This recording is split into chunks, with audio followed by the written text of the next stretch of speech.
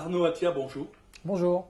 Vous venez de publier chez Dervy Voyage au centre de soi, 12 étapes vers le bonheur et l'épanouissement. Dans vos 12 étapes, comment passer de l'indécision à la volonté?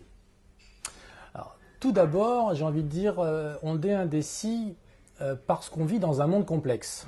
Je pense qu'on n'est pas forcément indécis tout le temps, partout et par tous les temps et depuis que le monde est monde. On est indécis parce qu'on vit dans un monde où c'est beaucoup plus compliqué qu'avant de se faire une opinion. Le progrès technologique, la complexité du monde professionnel, les enjeux géopolitiques. Donc, dans l'indécision, il y a déjà une part de volonté, parce qu'il y a la volonté de circonscrire déjà un périmètre. De quoi on a envie de parler, jusqu'où on a envie d'aller, et finalement d'où on vient. Donc, la définition d'un périmètre d'action, d'un terrain de jeu, j'ai envie de dire, est déjà une première forme de volonté. Et si on regarde dans son format un peu hébraïque, le néant se dit Aïn. Dans le Aïn, il y a la lettre Yud. Si on intervertit les deux lettres, on passe de Aïn à Ani, c'est-à-dire qu'on passe du néant au je. Je, J-E, mais aussi J-E-U. C'est-à-dire que dans le néant, on a déjà l'individu qui germe. Alors, parlons du rôle symbolique du miroir pour passer d'une réalité à une autre. Alors, le miroir peut se lire sous plusieurs angles. D'abord, dans un miroir, on se regarde. Donc on se regarde d'ailleurs, mais est-ce qu'on se regarde vraiment? Est-ce qu'on se regarde tel qu'on est ou tel qu'on voudrait être, premièrement? Donc on ne se voit pas forcément, il y a la lumière, il y a l'interversion entre l'image et l'objet, donc tout le champ de l'optique, déjà c'est pas évident. Et puis on veut dire c'est peut-être le miroir qui nous regarde. Il nous regarde tel qu'on est ou il nous regarde tel qu'on voudrait qu'il soit. Et puis il y a les gens qui nous entourent, on est aussi le miroir de quelqu'un. Donc c'est dans le miroir, c'est dans l'analyse entre l'objet et l'image de l'objet qu'on peut déjà prendre un peu de recul vis-à-vis de soi-même. Et je vous rappelle qu'un des formes d'un miroir s'appelle psyché. C'est bien le signe qu'on est dans un dialogue entre soi et dans un dialogue entre soi et les autres. Et c'est en nourrissant cette dualité entre soi et les autres, d'ailleurs c'est pour ça qu'il est en chapitre 2 de mon livre, qu'on peut déjà établir des ponts entre des facettes de soi et des facettes du monde qu'on n'a pas forcément explorées. Donc l'analyse du miroir, la réflexion sur le miroir, c'est une manière de ne pas spéculer, au sens spéculum, mais c'est un moyen de se mettre en recul vis-à-vis de soi-même et de creuser ce qui mérite de l'être. L'individu veut réussir sa vie, l'entreprise veut réussir l'année. Le pouvoir sur soi versus le pouvoir sur les autres. Comment on spiritualise éventuellement tout ça? Alors permettez-moi d'abord, Jacques, de dire que dans le monde moderne, on a une pression professionnelle qui va grandissante et que dans la vie d'un homme ou d'une femme, à partir du moment où on a un certain âge, on a cette pression qui augmente.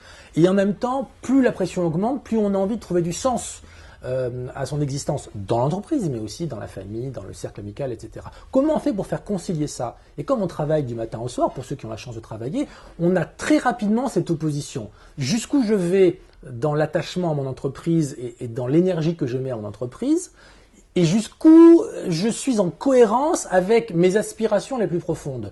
Ça va jusqu'à un certain point, mais à un moment ou à un autre, face au miroir de ce que l'expérience professionnelle nous amène, on peut se dire, suis-je encore en phase? Tant qu'on est en phase, continuons à joindre les deux dynamiques bout à bout. À partir du moment où ce n'est plus en phase, là on peut se poser une question. Donc j'ai envie de dire jusqu'à un certain point, c'est possible, mais ne mélangeons pas tout. Dans un cas, l'entreprise a besoin de réussir financièrement son année et de développer les gens pour qu'ils atteignent les objectifs. Dans l'autre, c'est un travail de longue haleine jusqu'au dernier jour de notre vie. Ma question, comment passer de la jalousie à l'altérité? Alors, si vous me permettez, Jacques, d'abord, la notion d'énantodromie me semblait importante parce que je suis arrivé à un moment du livre sur des contraires ou sur une opposition de facettes ou de directions que l'on a en soi. Et je me suis rendu compte que les contraires n'étaient pas si contraires que ça parce qu'elles participent de la même réalité, qui est la réalité de l'individu, bien sûr au niveau de l'individu, mais qui est la réalité d'une société, voire d'un monde. Donc à tous les niveaux, on a bien ces contraires qui s'affrontent. Et le but de mon livre, c'est d'aider l'individu, et puis la société dans son ensemble, à essayer de bâtir des ponts pour voir que chaque pôle de la réalité peut apporter quelque chose à l'autre. Donc on n'est pas dans l'opposition frontale, comme on peut le voir dans la société, on est plutôt dans l'érection, la constitution de passerelles entre des mondes qui ne se parlent pas, tout ça pour arriver à une forme d'unité qui est finalement une forme de bonheur. Alors, il y a un chapitre qui parle de l'ombre. Valoriser sa part d'ombre. Comment l'ombre, parfois inquiétante ou refoulée, peut-elle devenir valorisante? Alors effectivement, vous avez raison. Il y a toute une littérature, et j'en parle, qui est basée sur les chemins qui nous amènent à découvrir notre part d'ombre. Dans le livre, je parle beaucoup de Dr. Jekyll et Mr. Hyde, mais il y en a beaucoup d'autres. C'est-à-dire, et même dans les mythes mésopotamiens, Ishtar qui descend au centre de la terre, qui se dévait de toutes ses parures pour arriver toute nue face à sa sœur. Ça veut dire qu'on est face à une forme de bête à partir du moment où on va au plus profond de soi-même. Et j'ai envie de dire, c'est normal. Donc la part d'ombre, elle est normale. Moi, ce que j'ai envie de dire à tout le monde, c'est consentez à la voir, consentez à l'explorer, parce qu'au fond de cette noirceur, il y a des petites lueurs de lumière. Ce sont ces petites lueurs de lumière qu'on voit très en profondeur, que l'on peut trouver un chemin pour remonter vers la réalité sociale. On admet souvent que tout ce qui monte converge. Tous les spiritualistes en sont convaincus. Quel rôle pour la transgression? La transgression est un thème que je n'avais pas au début en moi et que j'ai découvert au fur et à mesure de mes réflexions. Je pense qu'il est absolument central. Mais je ne peux pas parler de la transgression comme un point d'entrée. Je pense que la transgression est un point de sortie. C'est-à-dire qu'on ne peut pas transgresser dès le début. Parce que sinon, ce sont les révoltes, les insurrections et l'anarchie. La transgression vient à partir du moment où on pense avoir appris le maximum de ce que nos maîtres nous ont enseigné. La transgression ne se fait contre, mais ne se fait pas contre la personne en question. Elle se fait contre une certaine habitude contre laquelle il faut se battre pour atteindre une réflexion qui nous est cette fois spécifique, qui est à la fois alignée avec ce que nos anciens nous ont inculqué, mais qui est le signe qu'on a trouvé son propre chemin. Et c'est ce concept de transgression, j'ai envie de dire, augmenté, qui est l'horizon vers lequel il faut tendre. Comment un responsable de programme transformation en entreprise enseigne-t-il l'importance du changement? Alors, le changement ne s'enseigne pas, il se vit, il s'expérimente, et c'est quelque part une notion qu'on nous impose, parce que le monde va tellement vite que les organisations doivent se changer. Il se change par le haut, mais ça ne suffit pas, c'est pas en appuyant sur un bouton que les choses se font. Et progressivement, je fais comprendre aux organisations, le changement par le haut doit se combiner avec un changement que l'acteur lui-même, que l'individu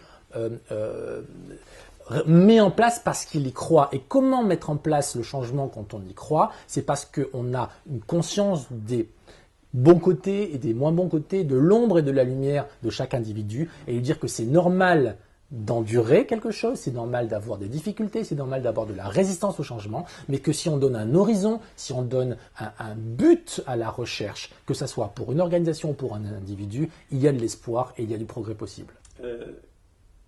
Quel est le rôle de la symbolique du serpent dans la démarche humaine?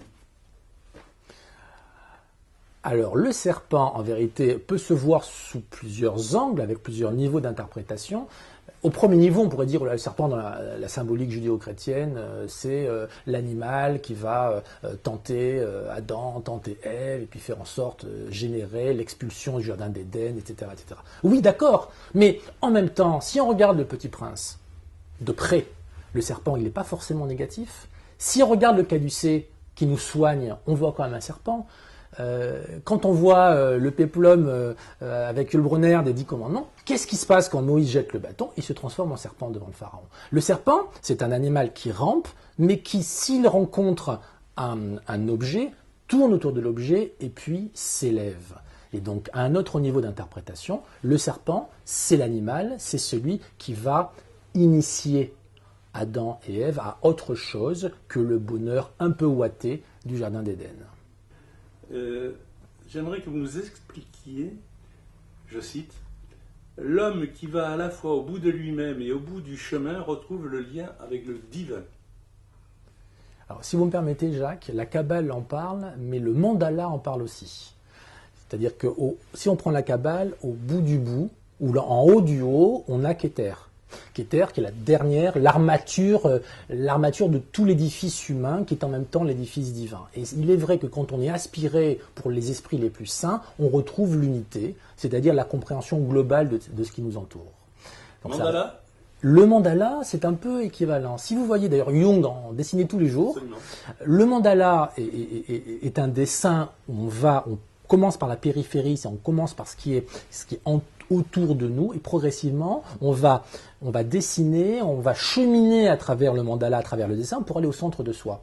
Et quand on regarde les reprographies des mandalas, qu'est-ce qu'il y a au centre de la plupart des mandalas? Il y a une divinité. C'est-à-dire que quand on arrive à trouver des liens entre toutes les pièces du puzzle que l'on a dessinées, on a une forme d'unité avec le monde, une forme d'unité avec soi, mais le soi avec un grand S, c'est-à-dire le soi de Jung, c'est un soi qui combine, qui articule et qui conjugue toutes les facettes de soi, qui est, je pense, une forme de bonheur.